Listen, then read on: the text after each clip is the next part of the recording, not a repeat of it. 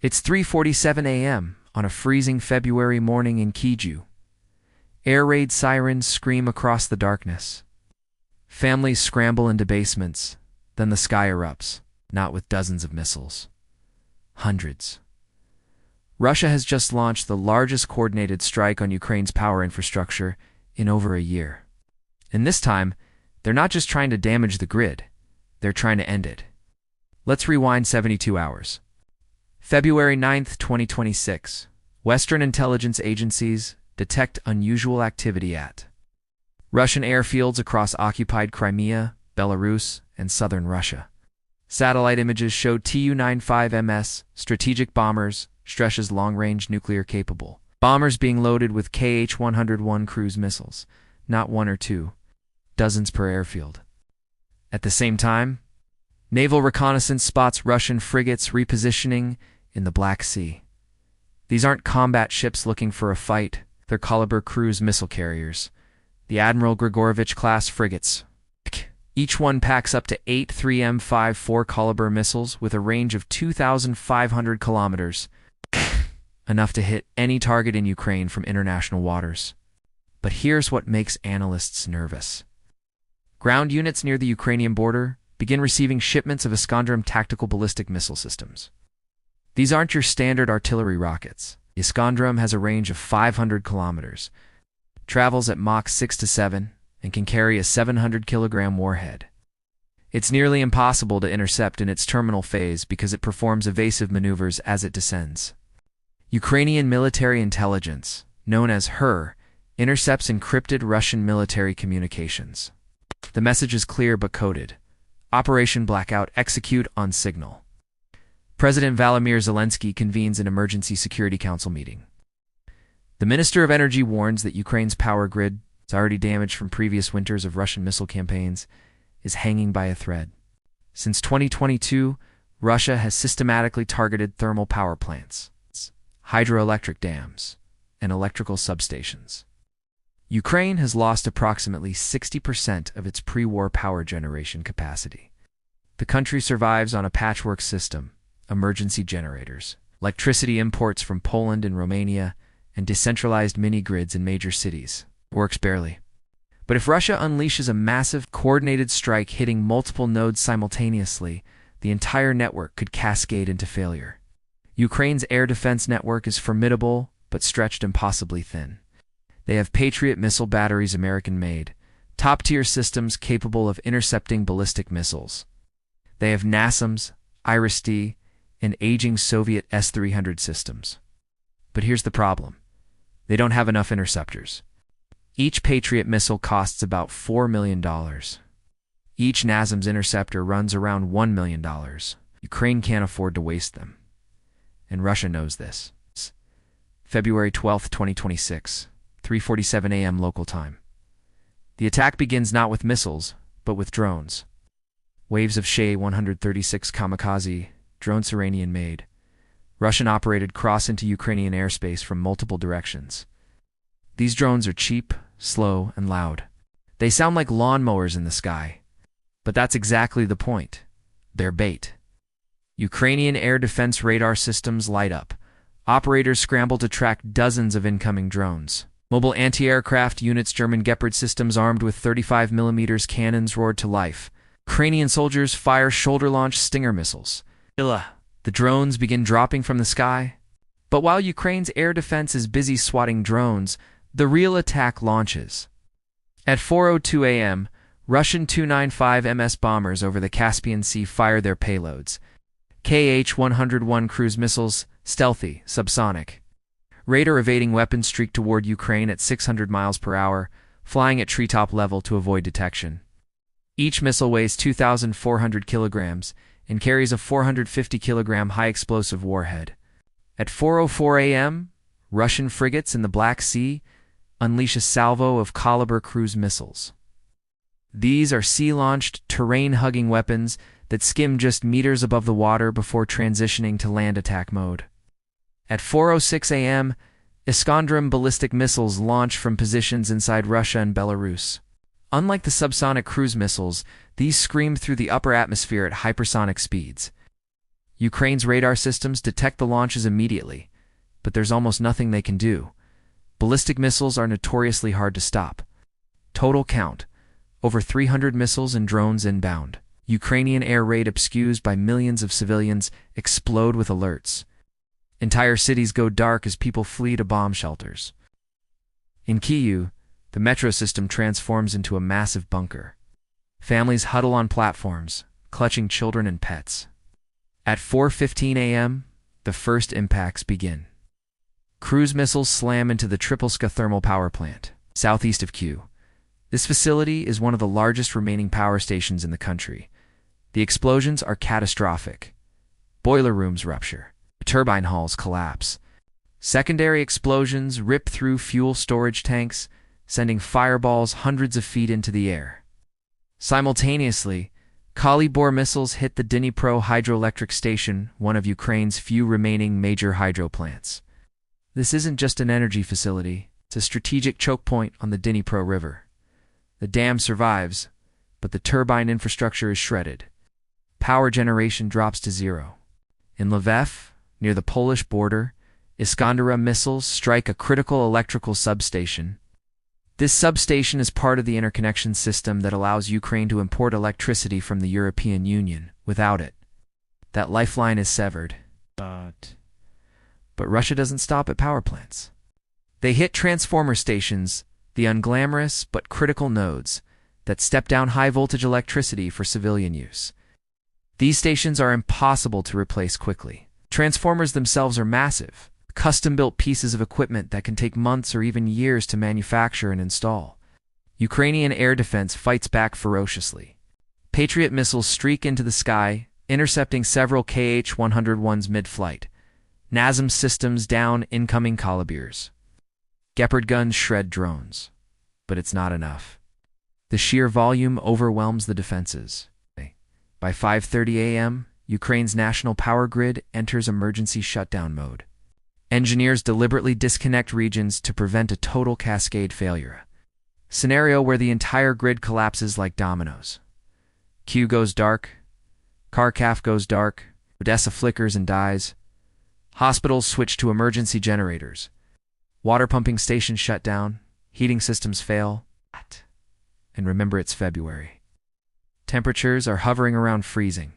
As the sun rises over a shattered Ukraine, the scale of the attack becomes clear. Ukrainian air defense successfully intercepted around 230 of them, a 72% intercept rate. "We are facing the most severe damage to our energy system since the war began," he says. Multiple thermal power plants have been destroyed. Hydroelectric facilities are offline. Transformer stations across the country are damaged or destroyed. President Zelensky addresses the nation. "Russia believes they can break us by freezing us in the dark," he says. "They are wrong. We have survived worse. We will survive this." But behind closed doors, the calculations are brutal. Ukraine's remaining power generation capacity is estimated at around 35% of pre-war levels. With the latest strikes, that number may have dropped to 20 to 25%. The United States announces an emergency $500 million energy assistance package, including mobile gas turbines and electrical equipment. The European Union pledges transformers and technical support. By day 3, the reality sets in. Ukraine implements nationwide rolling blackouts, scheduled power outages rotating through regions to prevent total collapse. Each area gets 3 to 4 hours of electricity per day. Families charge phones, cook meals, and heat water during their brief windows of power, then hunker down in the cold darkness for the remaining 20 hours. In Kyiv, residents resort to Soviet-era survival tactics. They burn wood in makeshift stoves. While major facilities have backup generators, fuel is limited. Doctors perform surgeries under the glow of headlamps. Incubators for premature babies run on battery backups that last only hours. Smaller follow-up strikes hit repair crews attempting to fix damaged infrastructure. Drones target engineers working on substations. They bypass destroyed transformers with temporary connections. They reroute power through undamaged lines, even if it means overloading systems beyond safe limits. Repair crews work around the clock under the constant threat of follow-up attacks, wearing helmets and body armor as they restore connections. Western intelligence agencies monitor Russian military communications. There's chatter about a potential second wave in. Other massive strike to finish what the first one started. Ukrainian air defense units go on high alert. As the first week ends, the international response intensifies. NATO holds an emergency meeting in Brussels. Some analysts believe the strike is designed to soften Ukraine ahead of a major ground push. Others argue it's a political message Russia, demonstrating it can still inflict strategic damage despite years of war. The United States ships additional Patriot interceptors to Ukraine on an emergency basis. Germany accelerates delivery of Iris-D air defense systems. Ukraine to free up Ukrainian air defense assets. France and Germany urge caution, fearing direct confrontation with Russia. Meanwhile, Russia's propaganda machine goes into overdrive. But satellite images tell a different story. Open-source intelligence analysts using tools like Google Earth and commercial satellite imagery document the destruction. Photos show power plants reduced to rubble. Videos show transformers exploded into twisted metal. The evidence is undeniable. International humanitarian organizations warn of a looming crisis. Millions of Ukrainians face the prospect of winter without heat or electricity. The United Nations estimates that up to 3 million people could be displaced if conditions worsen, either fleeing west to Poland and Romania. They fight back. On day 10, Ukrainian long-range drones strike deep inside Russia. Ukrainian-made Beaver drones named for their ability to damage dams and power systems hit refineries in southern Russia. It's a calculated message. Two can play this game.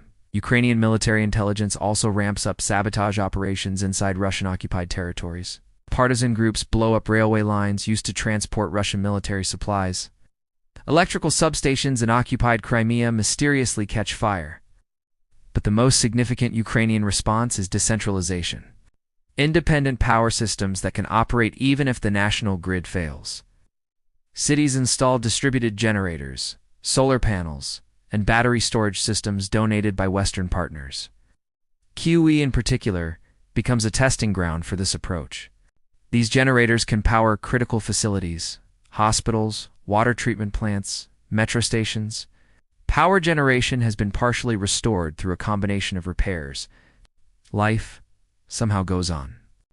Some military analysts believe the February attack was a one-time massive effort. Others warn that Russia is preparing for a sustained campaign. We can rebuild faster than they can destroy, and we can outlast them. It's a message of defiance, but also realism. Ukraine knows it's in a war of attrition, not just militarily, but economically and psychologically. Let's step back and analyze the strategic calculus behind Russia's massive strike.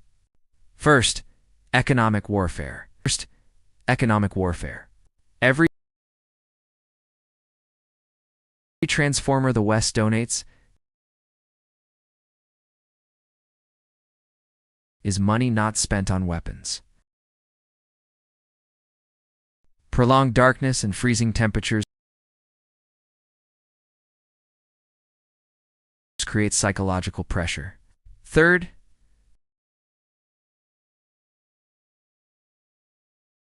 demonstrating capability.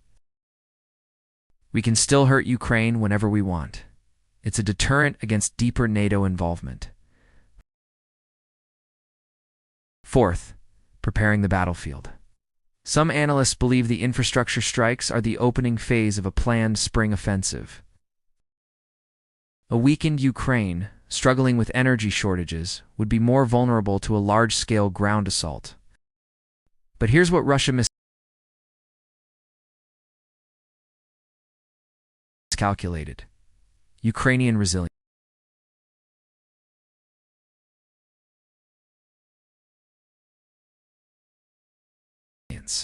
If anything, it hardens resolve. If Russia continues large-scale strikes every few weeks, the cumulative damage could become unsustainable. But if Ukraine gets a break time to repair, reinforce, and build redundancy, the grid can hold. Will Western support continue? But infrastructure support is less politically popular than weapon shipments. If energy aid slows, Ukraine faces a crisis. What about air defense? Ukraine desperately needs more interceptors. Patriot missiles, NASAMS rounds,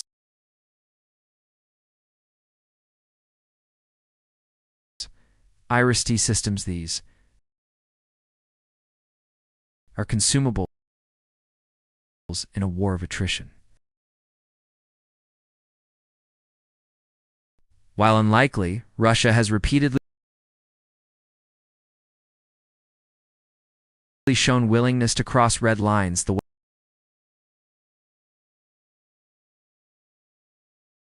West thought were uncrossable. It's about whether the West remains committed for the long haul. It's about whether civilian resilience can overcome military bombardment.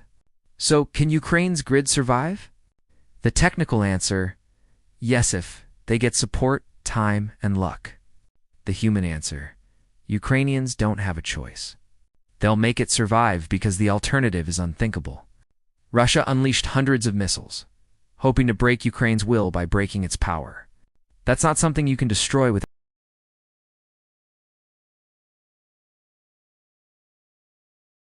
explosives. Ukraine's grid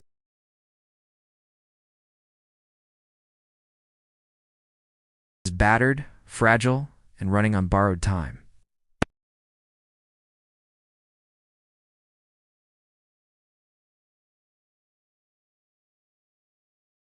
Civilians huddle in metro stations, charging phones during brief power windows, refusing to flee. Soldiers man air defense systems, knowing they can't stop every missile, but firing anyway. This is modern warfare in its rawest form, not armies clashing on battlefields, but missiles targeting the very infrastructure that keeps societies alive. And in that brutal calculus, Ukraine is proving something profound. Resilience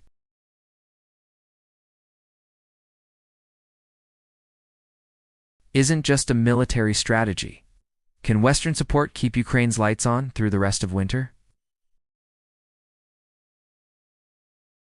And if you were advising Ukraine's military leadership right now, what would you prioritize? More air defense, faster repairs, or decentralized power systems? And if you found this breakdown valuable, hit that subscribe button because this war is far from over. We'll be here breaking down every strategic move as it happens. Stay informed, stay sharp. Never underestimate the human will to survive.